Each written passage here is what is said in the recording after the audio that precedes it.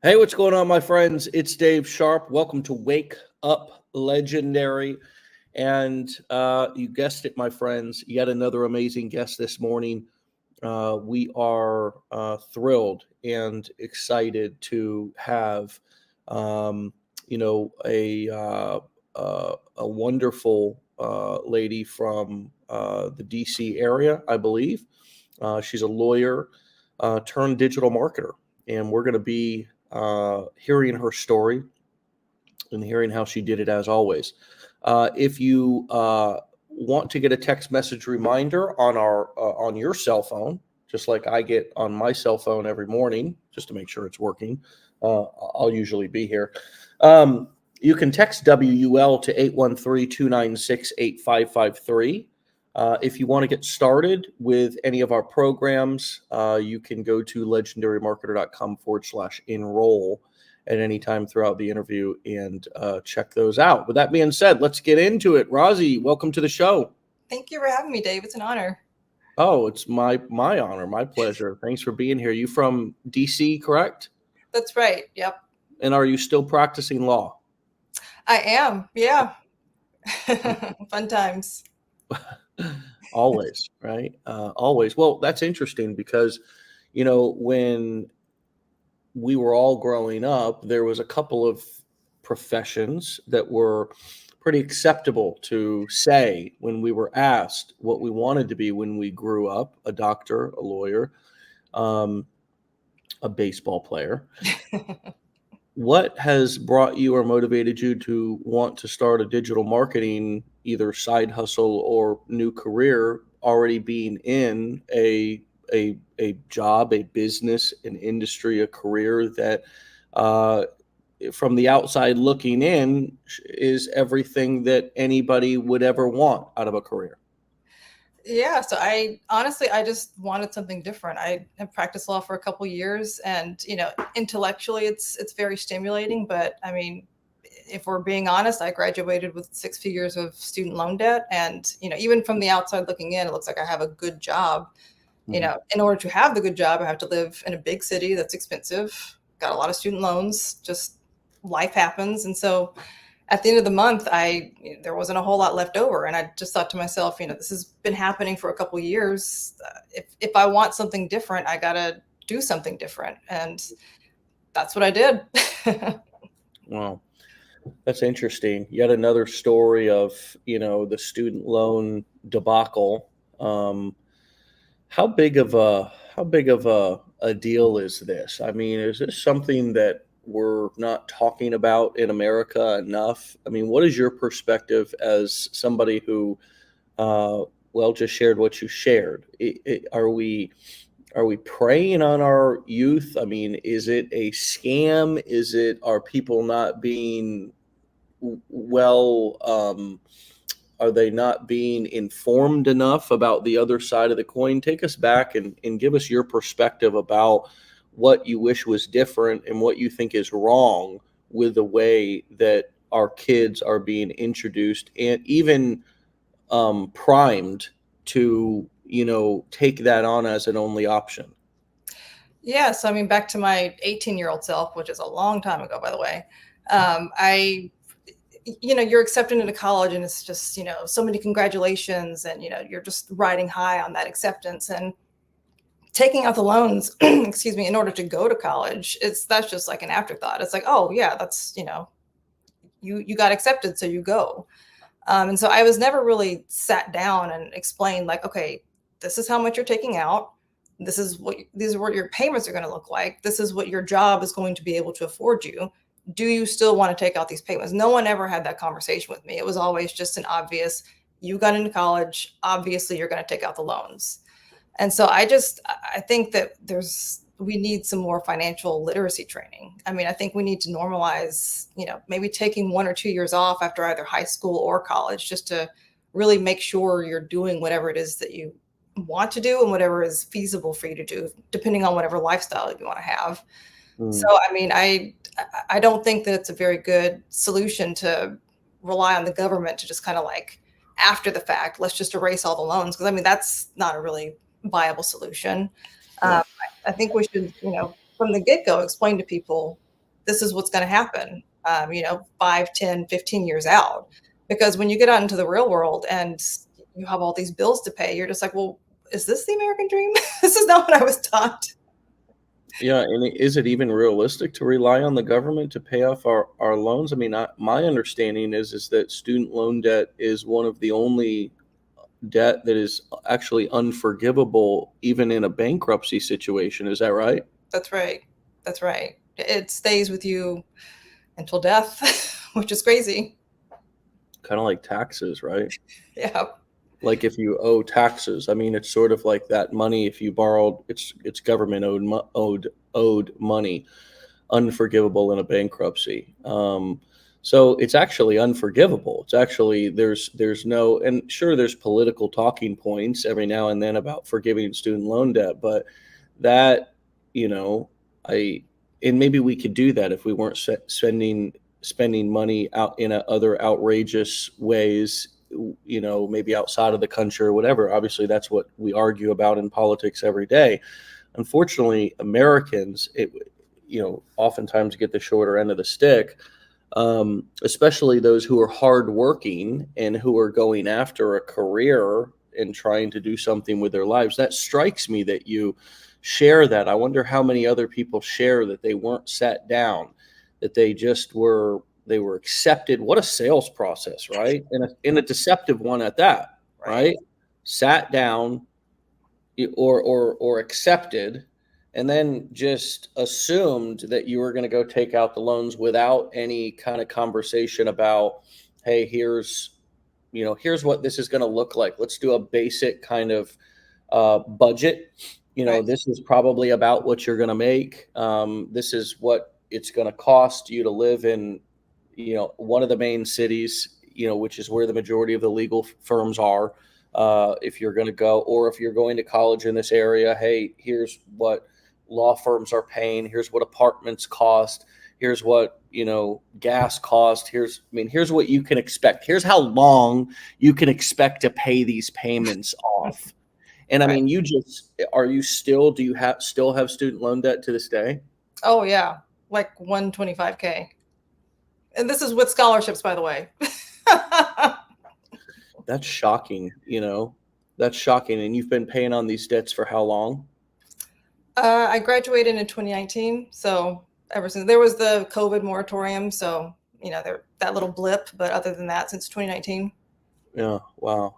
That's fascinating. Thanks for sharing that. It's helpful. It's helpful. I know it's a little vulnerable and personal information, but it's really helpful for us to get a perspective about, what some of the alternatives are out there. There's also other alternative businesses that, and not only alternatives, but what I believe is sort of like an elephant in the middle of the room and a sleeping giant that not only is big, but is getting bigger every day as people. And no wonder kids want to become YouTubers. No wonder it's one of the most popular. I mean, I don't blame them. And I actually think that they're smart. I'm rooting for kids. I love your take some time off. Mm-hmm. And if you want to be a lawyer or a doctor, take a year or two off, really think about it. Hopefully you have somebody who's cares about you enough to at least help you understand all the options and understand kind of what, and hopefully they listen to you as well. If you're a young person who's saying, hey, I want to do YouTube, or I want to do affiliate marketing, or I want to do something, hopefully that's where real mentorship and good parenting could really come in for or even some sort of service at our schools, or some sort of buffer between high school and college. Man, we could do so much better in that area. And no wonder we have, trillion plus dollars of, I don't know what the exact numbers are, but student loan debt, credit card debt. I mean, it's unbelievable. And I think the credit card debt is the thing that goes sort of hand in hand with student loan debt, right? Yes. And you got to put it on the credit card if you got to pay the student loans. Right. You got to pay the unforgivable stuff, so you pay the optional stuff that's not, it's not really optional, but put it on the credit card. it's really kind of robbing Peter to pay Paul, and it's unfortunate. No wonder you started a dadgum online market. You're seeing people who are, you're going, gee whiz, low to no cost startups. I mean, I can make money or have the opportunity to make money when I'm, doing my main job. What sort of light bulbs went off when you saw what we were talking about here at Legendary about the business models that we were teaching the core for? I mean, what attracted you? What resonated with you? Yeah, so I saw on social media this opportunity, and being the nerdy researcher that I am, I just took to Google and was like, okay, well, what is this digital affiliate marketing thing? I had honestly never heard of it. And I mean, you probably know this better than I do, but I mean, Forbes is going crazy with just putting out article after article after article on how lucrative the digital marketing space is. And so I was like, oh, wow, these people actually might know what they're talking about. And, one article in particular really kind of stuck with me. It was, Forbes saying, oh, I'm so sorry, my fire alarm is going off. Attention, please. The fire alarm in the building has been activated. Cease operations immediately. Proceed. They're testing fire alarms, so we're okay. Do not the I was going to say, please. I'm so, no, you need to. There's not a fire. They emailed us and said that they're going to be testing the fire alarm. I'm so embarrassed. I'm so sorry. Do you want to keep going? Well, just mute yourself until it's done. I'm going to mute you until it's done. All right. Well, just for all of your eyes or your ears' sake, we'll just mute her until it's done there. I've had a few people on the show, and just give me a thumbs up whenever it is done. We've had a few people on the show who, over doing nearly 1,000 episodes, have had fire alarms going off, and I always am like, well, go if it's a real fire alarm, don't sit, shut the damn computer, turn off the phone. This is important, but it's not more important than you getting the hell out of a damn building if it's on fire. So I wonder how many of you are, relating to this story and this experience of the student loans, and what your opinion is on, what needs to change, or how you could share that if you're in the online marketing space, and you're talking about adding extra skills to your life, who you are, so you can, do exactly as Rozzi's doing. How many of you could talk about this? How many of you have experience with this? Again, if it relates to your niche. I mean, if you're in a different niche that's talking about, that's dog training, that's woodworking, it may not be as relevant. But if you're in a niche where you're talking about adding skills, adding streams of income, building up your, starting a side hustle or a new career, how many of you have the experience that you could talk about that and help people understand what is really going on in America, in people, around people's kitchen tables, between them and their laptops, that they're not talking about particularly out in the open, because it's not real. I mean, quite frankly, I give Rozzi and anybody who shares this so much credit, because it can even be something that people are ashamed to talk about. It's like, as you get older, it's like, man, I can't believe that I did that, and now I don't want to even pursue the industry that I have, or even worse, you never did pursue it. You have the degree and you never really you just got a job that you could get in a different industry, and you realized, oh snap, I got this this degree that I've never even really used, right? So, but you still have to pay the bill for it. Rozzi, how you doing on the fire alarm? Still going off? Okay, no problem. Hey, it's fine. We've got some people who are identifying. Totally relate. Kathy says $95,000 in student loan debt. Toyana says that she chose the military because of this, which, I mean, think about that, going into the military, putting yourself in harm's way, essentially. Thank you for your service, in order to avoid, possibly taking on significant debt. I mean, my Lord. I currently run background checks. I also have the paralegal degree with my notary, and it's still not enough.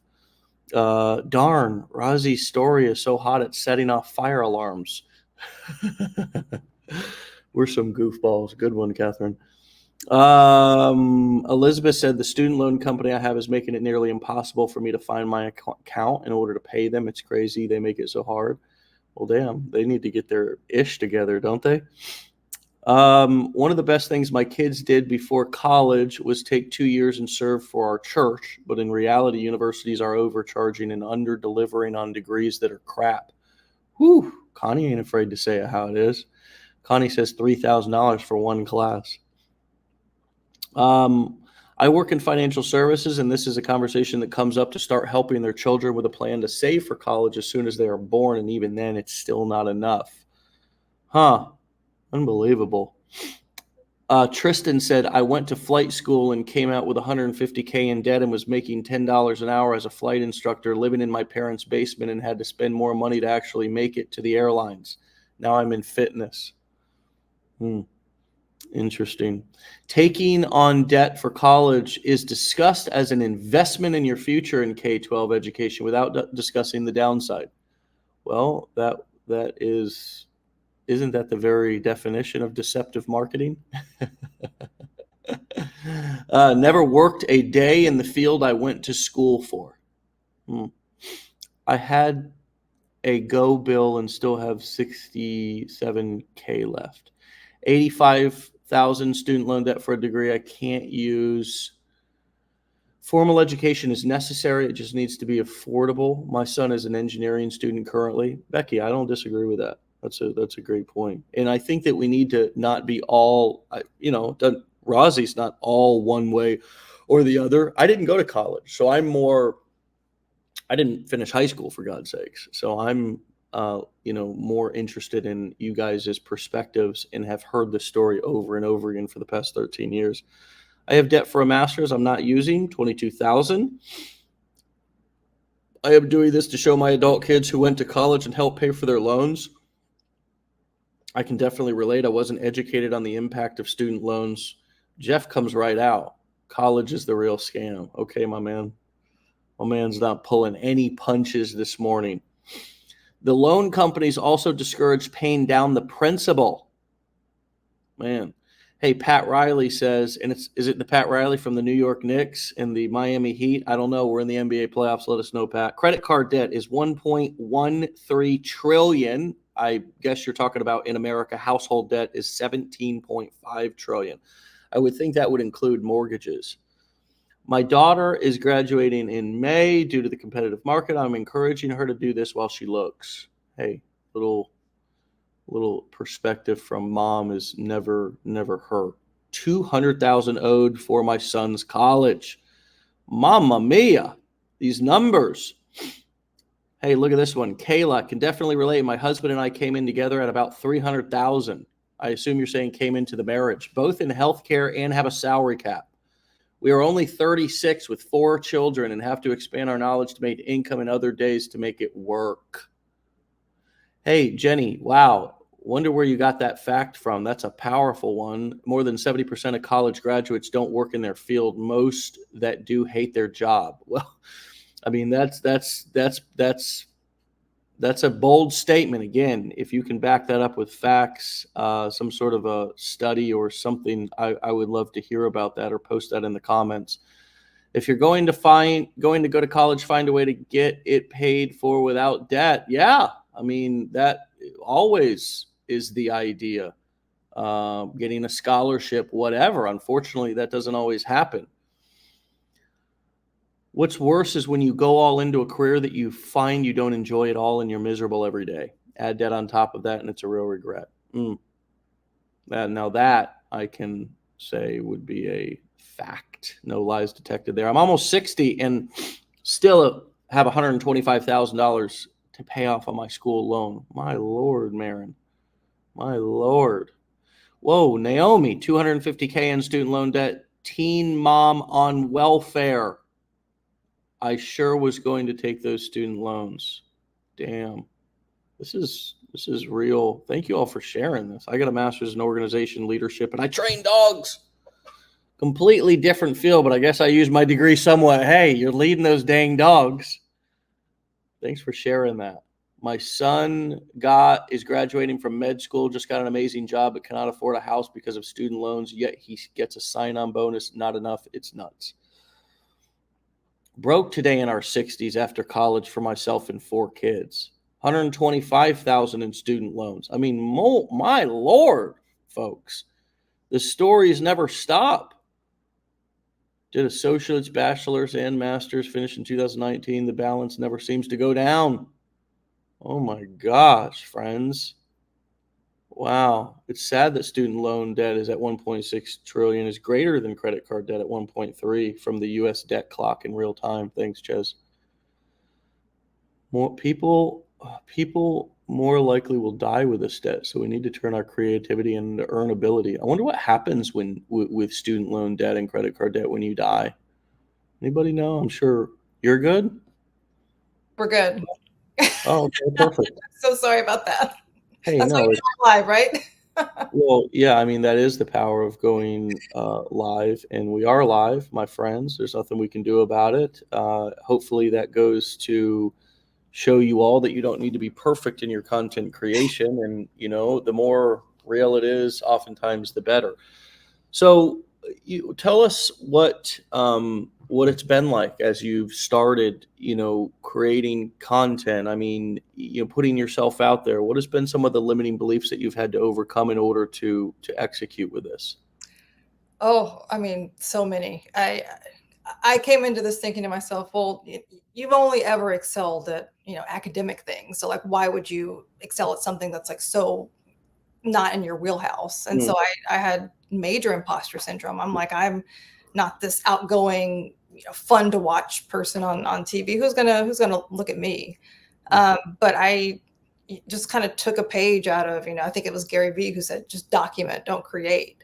And so instead of creating, social media where I'm like, dancing or trying to be funny, which I can't do any of those things, why don't I just tell people my story and just say, hey, I started affiliate marketing. Here's what I'm learning. If you're interested, DM me. And at first it was crickets, but eventually people started DMing me like, hey, what is this thing you're doing? Like, why are you always going out here? And, that just kind of like snowballed from there. So what was it like for you to get on camera and start to create videos? I mean, what's that kind of journey been like? I mean, I have never been on camera, so I hate my voice. I hate the way I look on camera. Everything. I was just like, everything is just wrong. But you just kind of have to do things scared. I know that's not the most satisfying answer, but if you really have a desire to do something, you gotta know that like this desire is so much bigger than whatever my fears are. So you just got to do it. And it's not going to be perfect. It's not going to be good. I look at some of my earlier stuff and I'm like, oh my gosh. But you just do it and you get better. It's, practice makes better. It doesn't make perfect. It just makes better. Yeah. You're doing this with a current career as a lawyer. You're doing what do you recommend for somebody who is wanting to do something on the internet, but they don't want to particularly have that cross blend in with their current career and wants more privacy, wants more without going totally faceless? Right. Yeah. I mean, I blocked all my family and friends, sorry to tell them that, but I did because I just, didn't want them to know what I was doing. You don't have to use your name, like Rozzi is my name, but like you don't have to use your name if you don't want to. And it's very unlikely if your family and friends aren't in the, side hustle space or whatever, like it's very unlikely that the algorithm is going to push your content to them. So it's really not as scary as you would think. And I haven't had a whole lot of overlap with my friends, and the friends that I have overlapped with, they're just like, hey, that's cool. You're funny online. They're cheering me on. So it's not as big of a doomsday situation as you might think. Do you find that it's been I don't know that I'd use the word easy, but attainable, achievable to create an audience from a cold market. I mean, sometimes we hear occasionally people say, "Hey, I've marketed to my friends and family," I mean, have you been surprised by how you can build clients from strangers? I mean, there's a saying that I've always loved, which is it's much easier to turn a client into a friend than a friend into a client. I mean, have you found that to be true yourself? And I would assume also in your legal career, but I'm sure people will. I feel like doctors, lawyers, super traditional jobs like that, people will give you a little bit more credit, and kind of even, I'm sure doctors get annoyed by friends and family asking. I don't know how much legal advice you get asked by friends and family, but have you been, yeah, okay, so I guess, have you been surprised, or what has been your response or feeling to building an audience cold, knowing that you have completely blocked friends and family, and that everybody in your audience and or customer list is somebody who you generated completely cold and have turned them either lukewarm, warm, or hot into a buyer? Yeah, I mean, that's where the beauty of Instagram, my platform of choice is, because it's, if I look at my insights, for whatever reason, Instagram pushes my reels to non-followers. I don't really know why it does that, but so the way I connect with my followers is just go to the stories, go to the DMs. And you can just pop in. I think they give you like 60 seconds, so it's not very long. And you just say, "Hey, here's one thing that I learned today about affiliate marketing. If you're interested in, or if you have other questions, just DM me." And that's usually how I get those conversations going. It's not just me like sell, sell, sell. It's just like, "Hey, here's something that I learned, or here's something that you might find interesting." And it's just about starting conversations. And it's these people might never become my customers. I really could care less, but I just want to create a sense of community where people at least know that this is an option, because I didn't know this was an option. And the old saying, knowledge is power, really really does have some force here. So I'm just like, let's just use the stories to get the information out there. People can do whatever they want with it. Yeah, and you really have. I mean, in quite frankly, we saw this. A lot of people do as well. They were sharing even after your fire alarm stopped, and I was sharing their stories about the student loan debt and I mean, and it's not that you're bashing. It's not that I'm bashing. It's just, although maybe somebody should. I mean, just awake America up, for God's sakes. But it's just about, right, getting information into people's hands. That's why the world has evolved as much as it has, is because now suddenly we've got information in people's hands, and they have all this information that they never had before. Before, I mean, think about it. We used to get like our worldly information from the guy who came around with a girl who knocked on doors and sold you an encyclopedia. You know Right. what I mean? It was like, that's where we've come from. And now it's like, Google it, right? Like, it's at your fingertips. It's on your phone. You know what I mean? Like, the only way to study for college or courses or things of that nature was in a dadgum book, and then all of a sudden now it's at our fingertips. We've even got artificial intelligence that's spitting back out answers to us, doing thinking for us, writing scripts and books and coming up with ideas. um, so talk to us a little bit about Instagram. What have you learned about the platform? Why do you like it? What have you tested on it?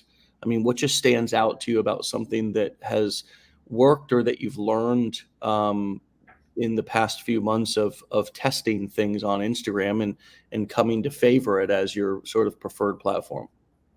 Yeah, so I mean, Instagram has a ton of features that it just other platforms just don't have.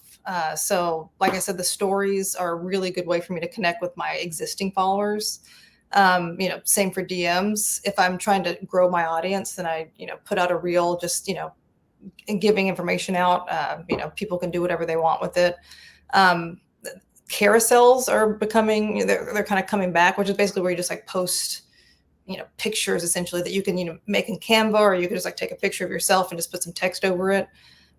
Those are a good way for me to connect with my followers, because for whatever reason Instagram likes to put my carousels out to my followers but not so much my reels. So whatever that means for Instagram, it's just you gotta know your analytics, and you gotta understand like what Instagram is pushing for you, and you just gotta like kind of ride that wave. Mm. So talk to us a little bit about what are analytics for the person who's just brand new kind of on here. What are analytics, and what are some of the analytics that you're particularly paying attention to? Because you are likely much more analytical than I am. I have a hard time paying attention to hardly any analytics. I just, I'll look at like, you know, likes, video views, leads, sales, but there's so many more analytics you can look at, and these platforms are actually giving us so much to see. I almost feel like it's too much. What are analytics, and what are you paying attention to? Yeah, so if you have like a creator account on Instagram, then under your bio, it'll say like professional dashboards. You just kind of click on that. And, it'll basically tell you like within the last, I think 30 days, how many followers have you had, how many likes, how many, page views have you had. And you can also go individually to each reel or each post that you look at and that you post, and you can, just kind of look at what the analytics are for that. And so, Instagram really likes shareable content. And so it doesn't necessarily have to be like a talking head, like, boring professor type video, but just where you're like just sharing some information. And if you can get a lot of shares, then, people always talk about, oh, the Instagram algorithm hates me. I'm like, well, if you can get people to share your content, you're basically beating the algorithm, because they're pushing it for you. You're not relying on the algorithm. So I mainly look at, how many people are sharing my content. Okay, well, what did I do in that video? Okay, let's just create that. And so those are mainly what I'm looking for. New followers are nice, but, I think that that's more of like a vanity metric than anything. So if you have somebody, if you have shares on a piece of content, that's the content that I need to create more of. Exactly. Right. Are you able to see how many people saved your content? You can see that too. Yeah.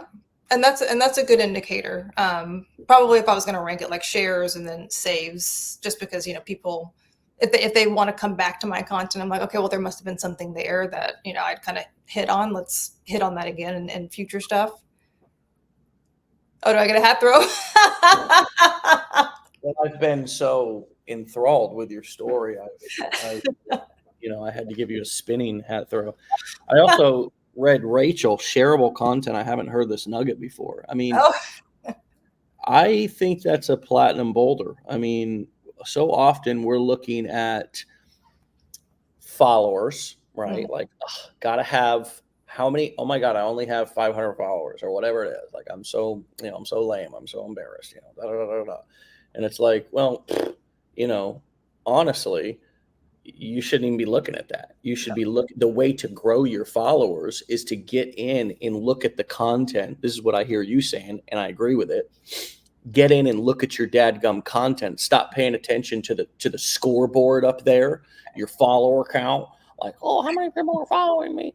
And get into your analytics and look at how many people are sharing what content, saving what content, and then just remake more of that type of content, Right. Because that's the type of content that is not only the most valuable content in people's eyes, but if Instagram sees people sharing it and saving it, that is also the way that you rank. That is also, in my experience, in my opinion, and also just what I've read and what I know, right, which is enough. It's enough to be dangerous. These platforms are also ranking content that they decide to push out based on shares as a top indicator that people are enjoying this content. Saves, and it's common sense, right? It takes more. If I'm saving a piece of content, it's a lot. That is harder to do, and it's an indicator that I want to keep that much more than a like. A like is easy to do. A like is probably the least most powerful indicator to these platforms of whether to push it, and it should also be the least important indicator to you. Right. I would think a share, like you said, a share and a save, I almost think those are neck and neck. Commenting, and then like down being the now there's some other indicators that are probably the platforms looking at, which they can see. Watch time, how long are people watching your video? How many times are they watching your video? Right. Are they watching it over and over again because it's important or that they want to hear it again? That also indicates to the platform that, wow, this is a hot piece of content. People are not only watching it all the way through, they're watching it multiple times. So there's some indicators that are much more important from your perspective as a marketer and a content creator. The things that you listed are much bigger and better and more important indicators to get caught up on if you're going to get caught up on something, and you should. It's all about looking in the right direction, right, instead of looking in the wrong direction. And this is an analogy for life, isn't it? right. It's like, they say keep your eye on the prize. The prize is not your follower count, because that'd be like watching paint dry. You can sit there and watch that. You can watch it 24/7. It's not going to grow on its own. Mm-hmm. You got to have your eye on the prize, which is looking at the types of content that people actually want. And you're bringing up the wonderful point of that there's some very specific indicators, and it's probably not what you think. Now, that's a whole series of videos, and you could talk about that on social media. What we've just talked about here is a wonderful example of prime content that people would love to know about and learn about in terms of creating content, or in terms of learning about how to build a business online, how the internet works, right? How do you come up with content ideas? Well, this is something that stumps a lot of people, and then they end up just kind of parroting other things that they've heard. What is your kind of approach and strategy to come up with the idea and then make sure that it gets executed and posted? Yeah, so I'm, kind of a busy lady. I have a full-time job, so I try to kill as many birds with one stone as I can. So I try to give my email list a lot of, helpful tips on, if they're interested in starting affiliate marketing, here's what I would do. So I'll write an email, kind of what I just give to you, like, hey, here's some things that you should be looking at for on your Instagram account. And then I'll just turn that into a story, or I'll turn that into a piece of content.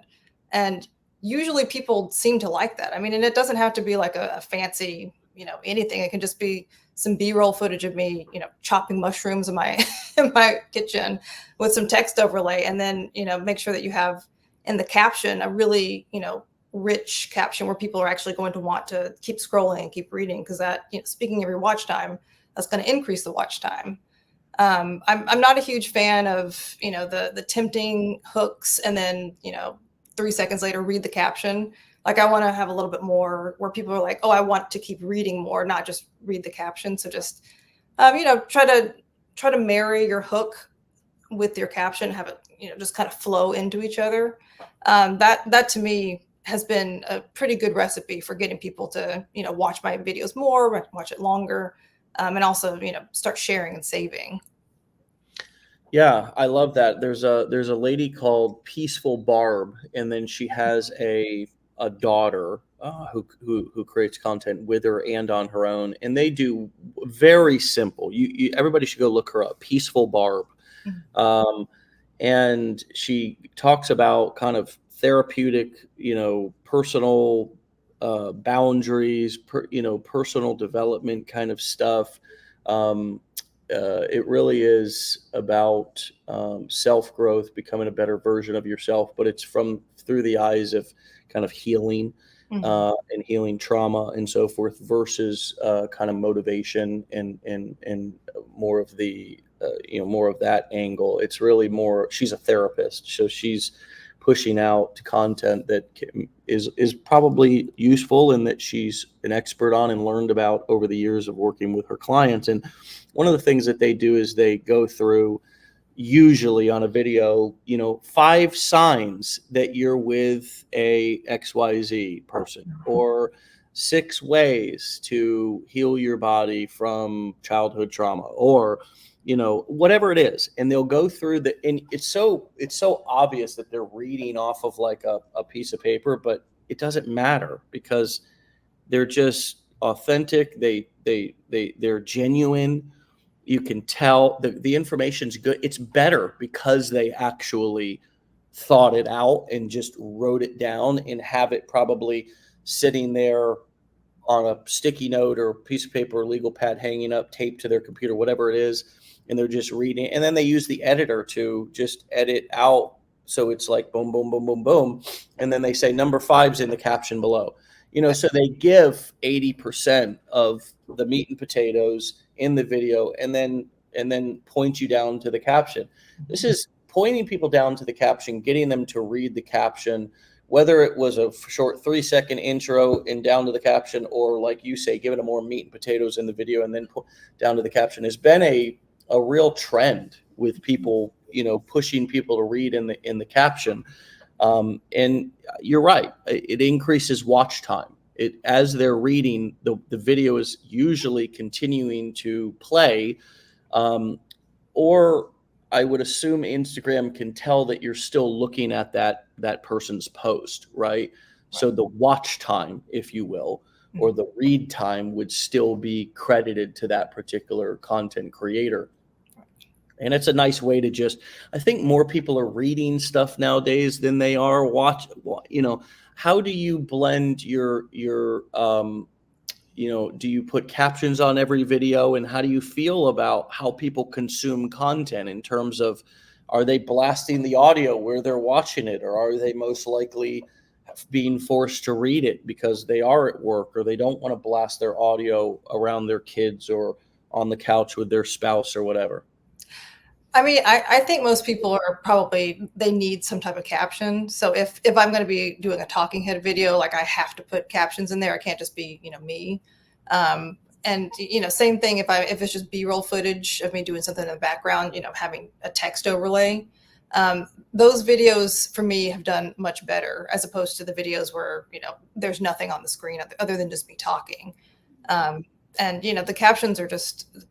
I think the captions are kind of where it's at, because it helps your watch time, and it also helps your content get delivered to the right people, because you can, the word SEO is, kind of like a dreaded word out here, search engine optimization, but you can put a lot of like really rich keywords in your caption just to let the algorithm know, hey, okay, this should go to people who are interested in an online business. This should go to people who are interested in, side hustles, that kind of thing. So it's really important, I think, for you to think about the actual text on your screen, if that makes sense. Yeah. No, great advice. What have you learned about yourself throughout this journey that is new to you, is a great reminder for you? Yeah, I mean, I learned I should stop having imposter syndrome. I mean, it's been with me ever since I was. So, and I was so scared of doing something like this, because it was so outside of the norm of what I traditionally do. And I had the limiting belief, well, you can only do the academic side of things. Like you're not entertaining, you have nothing of value to bring to the table. And I proved myself wrong, thankfully. Yeah, and I mean, that would be a reasonable thought, was, hey, I'm a lawyer, I mean, it's an identity, right? And I'm sure a lot of us have identities wrapped in, whether it be our jobs, careers, or like you said, which I've never been able to say, I'm an academic guru or nerd, or whatever however you would label yourself. And I don't particularly think being a nerd is a bad thing at all. I actually think it's quite cool now, looking back on it, right? But yeah, it's like, how many limits do we put on ourselves based on how we've sort of formed our identity, versus just not having putting a box around our identity and labeling it. What does, just before we move on, what does imposter syndrome mean to you? Like, just in case somebody's on here brand new, there's not an exact definition of it, right? It's different for everybody. Like, what does it mean for you? Like, how do you define imposter syndrome? Yeah, I mean, for me, it's, looking around at other people who are doing something that you want to do and thinking, oh, I could never do that. Like and even if I were to try to do that, like I'm going to be a complete fish out of water. Like, and everyone's going to know. And it's just like the risk of like public humiliation almost. And we're so hard on ourselves. Like we're our biggest critics, and we just have to get it through our heads. Like these limiting beliefs are keeping us where we're at. And if you like where you're at, that's fine. But I didn't really want to continue the next 40 years, doing what I was doing. So it's like you gotta decide to yourself, like, okay, I have these fears. I recognize that I have these fears, but my desire to have a better and different life is much bigger than these fears. So that for me has just been a way to just get over the imposter syndrome. And I mean, it's still gonna be there, but you just gotta minimize it as much as possible. Yeah. Yeah. I love that. Very well said. And just the point has been so clear this morning. You are, quite an interesting person, and also quite a, quite knowledgeable, and quite have a extraordinary life experience of lots of things to talk about and share with people that they need to hear. So I hope that you'll keep sharing them and keep helping people in the way that you're feeling called to do so, while helping yourself. I mean, it's truly a two-way street. The beautiful thing about the information industry is that you help others while helping yourself, and it's a two-way street. It's not a one-way street.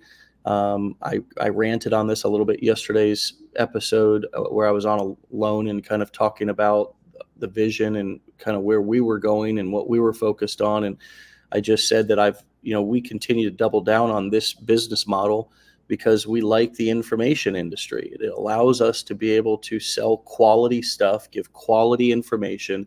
I've never, ever heard of anybody sending in a reply to somebody who sold, coffee mugs or t-shirts or fidget spinners saying, God, that really changed my life, or that really helped me so much, right? Most of the time they get the product and they're like, God, this thing's a piece of crap, And so I like the information game, and I like the way that we do it, because we talked about at the beginning of the episode the alternatives of that, and how, although it's socially acceptable, it's damn buried people. It's people are buried in debt because of it. Not a couple of $1,000s in debt, hundreds of thousands, tens of thousands. And so, and I also love that people can find us and explore us as marketers and content creators and, information marketers on their own time, without social pressure or peer pressure, right? There's no time limit. We have some people who take action on our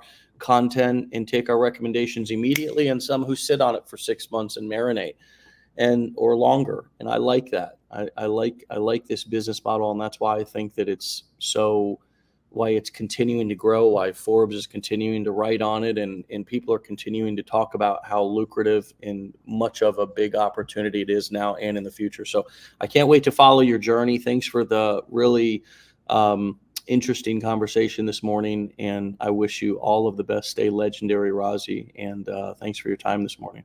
Thank you so much, Dave. It's a pleasure. All right, we'll talk to you soon. All right. All right. Bye, guys. Bye. All right, my friends, you can find Rozzi over at, hold on, let me bring her back on. Can you pronounce your just so I don't butcher it? Rozzi Keune. Rozzi Keune. Okay, my friend. We'll talk to you later, all right? Bye, guys. Rozzi Keune over at ROZZIKEUNE. Rozzi Keune over on Instagram. Go and follow her, find her, listen, learn, see how she's doing it, and lift her up and support her, just as you want to be supported as well. That's what really, I think, a main benefit of this community is that we have like all these people in the community who understand what we're doing, and are able to root each other on, just like you all are doing in the comments this morning. Thank you for the wonderful comments. I hope Rozzi gets a chance to go back and review these, because just so much positive feedback and awesome comments and great shares too. I mean, Rozzi was sharing about her, which is such a courageous thing to do, like sharing about your personal financial situation and information with student loan debts. But it look at what it does. It brings out so much ability to identify and relate, right? And even if you don't have that experience, you can understand it, right? Like, I don't have that experience, but I understand it. and it helps me to understand you more. And so now I trust you more. I like you more. I want to listen to you more because you've given me a part of yourself that you didn't have to. So awesome comments, awesome shares in the comment section. And we just appreciate all of you so much. We'll see you back here tomorrow for another episode. As you know, we've got a new challenge that's launching, just a couple of final T's that are getting crossed and I's that are getting dotted. We invite you to stay plugged in, watch your email for that. If you're going through our 15-day challenge right now, go through it. It's awesome. It's going to stay in place. It's going to be there. We're just going to be launching a new challenge that's going to be 5 days, and we're going to be having that as our main front end offer moving forward, kind of condensing and consolidating a lot of that content into 5 days. So watch out for that. It's coming here any moment. We're just, again, putting a couple of final tweaks, dotting those I's, crossing those T's, and making sure that it's all ready to rock. It's awesome. It's our best work, and we're really excited for you all to see that. Also, if you are an affiliate, I've made some important announcements yesterday. Go back and watch yesterday's video. Not going to go over all those things again today, but if you missed kind of the state of the union, go back and watch yesterday's episode or listen to it. Remember, we upload all these episodes on all the major podcast platforms. Just search for Wake Up Legendary. That'll take you to it. Wake Up Legendary. We usually are able to get the episodes up same day. Okay. You can, of course, also access all of the episodes right here on the Facebook business page. So rewatch them here as well. We also upload them over to the YouTube channel. You can just type in, I think it's under David Sharpe on YouTube. So there's lots of places to get both to rewatch episodes as well as to go back and watch, past ones, like I said yesterday, that has a lot of updates. This episode today is also worth a re-listen. There was some really, really awesome talking points and incredible nuggets that Rozzi dropped for us. I can't wait to speak to her again in the near future and kind of track her journey as she continues to rock it. She's doing awesome. She's an incredible example of what we can do when we kind of put our minds to something and decide. She's busy. She's got a lot going on. She's still prioritizing herself and her future in this kind of additional business that she's running in parallel with her full-time job as a lawyer. Think about that. I always admire people who are doing a lot like that and making tough decisions and making sacrifices. So, my friends, we will talk to you tomorrow. Have a great day. Be legendary. Get out of here. Thanks again, Rozzi, for an amazing episode. And we'll see you tomorrow for the next episode. Get out of here.